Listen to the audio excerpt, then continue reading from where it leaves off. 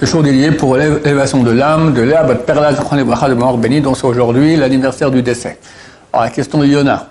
Alors voilà, je me demandais, quelqu'un qui par exemple est très éloigné de la Torah et qui voit les choses qui se passent en ce moment, la guerre, etc.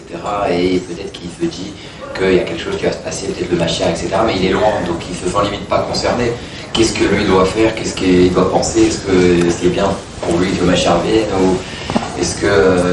Alors, quelqu'un qui est loin de la Torah, et quoi? Il voit ce qui se passe aujourd'hui, et il se dit, il n'y a rien, c'est une guerre en plus comme il y a toujours eu, ou bien il se dit, il y a quand même quelque chose de bizarre qui se passe. Quelque chose de bizarre qui se passe. C'est écrit dans les textes qu'il y aura cette guerre, il y aura 3 grandes guerres, c'est la 3e des 3 grandes guerres, et juste après cela, Mashiach vient. Et lui, il se dit, bon, mais moi je suis très loin de Torah, qu'est-ce que je fais? Et dès que Mashiach vient, c'est un dévoilement de Dieu extraordinaire, et toutes les valeurs des goïms, des non-juifs, n'auront plus aucune valeur. C'est quoi les valeurs des non-juifs? L'argent, les plaisirs de ce monde, le pouvoir militaire, d'accord? Tout ça n'a aucune valeur. La seule chose qui aura une valeur quand Mashiach vient, c'est la proximité du Dieu d'Israël. Il y a des goïms qui se rapprochent beaucoup du Dieu d'Israël. Ça, c'est vrai. Il y a beaucoup qui m'écrivent dans ce sens-là, et c'est vrai. Je sais très bien.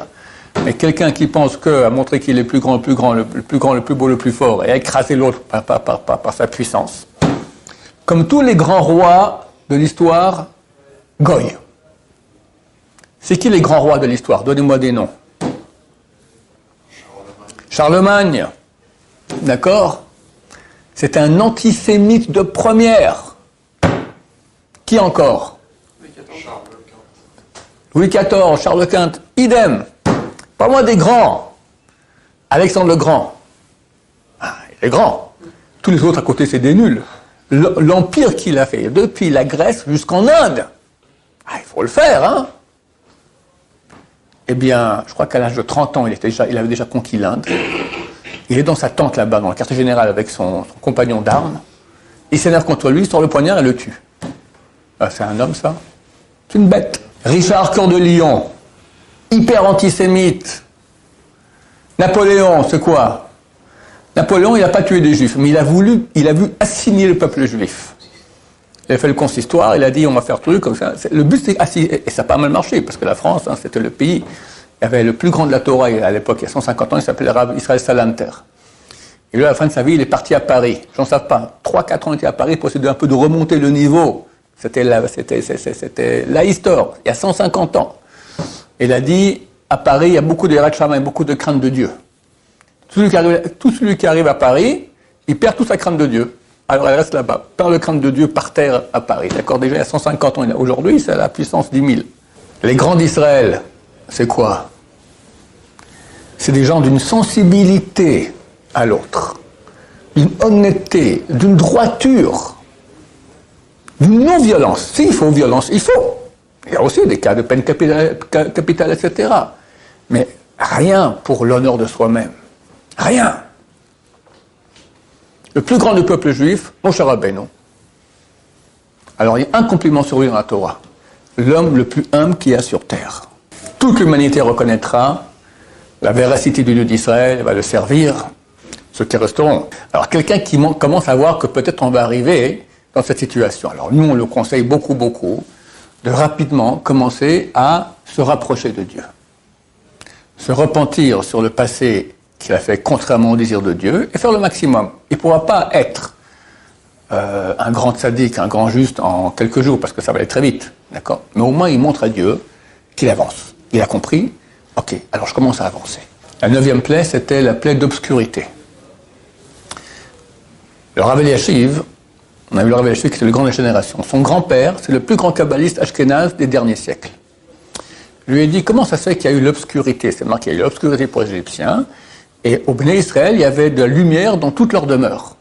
Alors il dit, je ne comprends pas, s'il y a la lumière pour un juif, bah, ça éclaire aussi chez le non-juif, d'accord? Alors il dit, Dieu a amené, en fait, il n'a pas amené l'obscurité, il a mis une très très grande lumière spirituelle, énorme.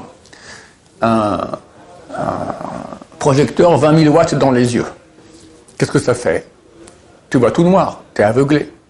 Celui qui est habitué, c'est écrit à la fin du dernier chapitre du dernier prophète, Malachi. Dieu amènera une lumière divine qui va soigner les tzadikim, les guérir, et qui va brûler les mécréants comme de la chaume, comme de la paille. Quelqu'un qui ne supporte pas Dieu. Et Dieu se dévoile dans une ampleur, 20 000 watts, d'accord, dans les yeux. Il ne tient pas le coup. Il ne tient pas le coup. Il ne passera pas. Alors, Hachem, j'espère que tout le monde passera. OK? Maintenant, celui qui passe, ça ne suffit pas, mon cher ami, parce que quand tu passes, OK, alors tu es là, tu survis. Mais quel est ton niveau? Le seul niveau, la seule chose qui aura de la valeur à cette époque, c'est ta proximité du Dieu d'Israël. Tu as une proximité? Non. Il faut savoir que quelqu'un peut, en 2-3 secondes, passer du statut de pauvre type, le plus pauvre type qu'il y a sur Terre, au tzaddik le plus grand qu'il puisse y avoir. C'est écrit qu'un Baal Tchouva, celui qui fait Tchouva, celui qui se repentit. Repentir, ça veut dire à Dieu, Dieu, j'ai péché, je regrette, et je prends sur moi de changer. À cette seconde-là, il devient un tzaddik parfait, plus haut que tous les tzaddikim normaux qui ont connu le monde, à mesure où tous les tzaddikim normaux ont fait des péchés. Ils ne sont pas parfaits. Quelqu'un qui a un Baal Tchouva, il reçoit un statut d'un tzaddik parfait, qui n'a jamais péché. Mais il y a encore 3 minutes, il faisait les 400 coups. Une histoire, je vais déjà la raconter, je vais la répéter parce qu'elle illustre cela très très bien. Il y a un jeune homme qui, dans sa jeunesse, étudiait dans les yeshivot, dans notre quartier ici, Ramot Dalet. Il a quitté la Torah. Il a quitté la maison. On vient de temps en temps à la maison, mais bon, de temps en temps. La maison orthodoxe ici, noire comme on dit. Et lui, il a tout quitté. Et il est parti à la fête qu'il y avait à Gaza. Et il a été tué là-bas, il a été assassiné. Son père n'est pas au courant. Son père n'a ni qu'il fait à la fête. Son fils, il part toujours pour plusieurs jours, il habite tout seul, donc il n'est pas venu. Le père n'était pas au courant. Et son père rêve de son fils, qui vient le voir, rayonnant, lumineux. Il dit, papa, merci. Grâce à la Torah que tu m'as enseignée, c'est vrai que j'ai quitté. Mais j'étais à la fête là-bas, les terroristes sont venus, moi et mes copains, on a fait une tchouva. Ils nous ont tiré dessus, on saignait, on mourait. On a fait une tchouva. Et maintenant, tous nos péchés sont pardonnés, et j'étudie la Torah avec Dieu. Ce que j'étudie avec toi, les traités du Talmud dans ma jeunesse, j'étudie maintenant ça avec Dieu. Je te remercie. Le père n'était même pas encore au courant que son fils était mort. Il paraît qu'il raconte cette histoire à tout le monde maintenant. Donc, combien de temps ça a pris cette tchouva du type-là? Allez, une demi-minute, 1 minute, grand maximum. Et regarde à quel niveau il arrive.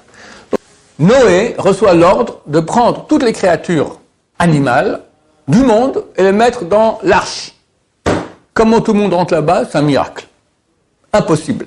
Mais c'est tout un miracle, d'accord? Un miracle. Le Talmud pose une question. Il y a un animal énorme, que les Français appellent dinosaure. Le Talmud appelle cela Rehem, qui est énorme. Et on raconte même que le roi David, une fois, il s'est assis au haut d'une colline. Du coup, la colline s'est mise à bouger. Il a compris qu'il s'est assis sur le dos du Rehem. D'accord? C'est grand comme une colline. Comment Noé, il a fait pour prendre? Il y avait 2 rehems, il fallait prendre mâle et femelle. Comment il a fait rentrer 2 rehems dans l'arche de Noé? Le rehem, il fait bing comme ça avec sa tête. L'arche de Noé, elle pète en petits morceaux. D'accord? Alors, comment il a fait?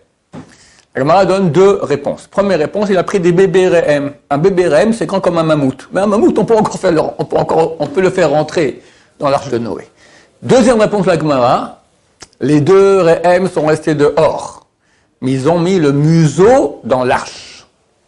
Question qu'on se pose tout de suite, ok, le museau, et alors? Tout le corps est à l'extérieur. Et c'est marqué que l'eau était bouillante, enfin des tas de trucs, c'est pas possible. Réponse, écoute, toute l'arche, toute l'histoire de l'arche, c'est un miracle. Alors c'est un miracle aussi, qu'il suffisait de mettre le museau dans l'arche pour être sauvé. Et ça, c'est notre conseil à ceux qui sont loin de Torah. Si tu peux rentrer dans l'arche, devenir un bon juif, la totale, Shabbat, Kashrut, Tfilin, Tzniut, la Shonara, etc., vas-y, fonce! Moi, je te conseille, parce que l'histoire, c'est pas être sauvé. L'histoire, c'est être sauvé et avoir un degré. Et tu peux, comme ça, en quelques jours, avoir un degré, en quelques minutes, avoir un degré d'un tzaddik parfait. Vas-y, la totale. Tu peux pas. Bon, tu peux pas. Qu'est-ce que je peux faire? Ok, il faut au moins être sauvé. Au moins sauver ta peau. Mets le museau dans l'arche. Commence. Dis Dieu, je crois en toi. Déjà énorme. Dieu, j'ai confiance en toi, sauve-moi. Prie! Dieu, je te supplie, aide-moi, je crois en toi, je suis juif, je suis juive, sauve-moi! Quelqu'un qui n'est pas juif, je crois en toi. On appelle ça les noachides. Les noachides ont droit au Olam Haba. Dieu a ordonné 613 lois aux juifs, 7 lois aux noachides, aux non-juifs, qui comprennent et qui veulent la vérité. Eux aussi, ils doivent prier et supplier Dieu, et ils seront sauvés. C'est ma réponse à ta question. Baruch Adonai, l'Olam, Amen, Amen.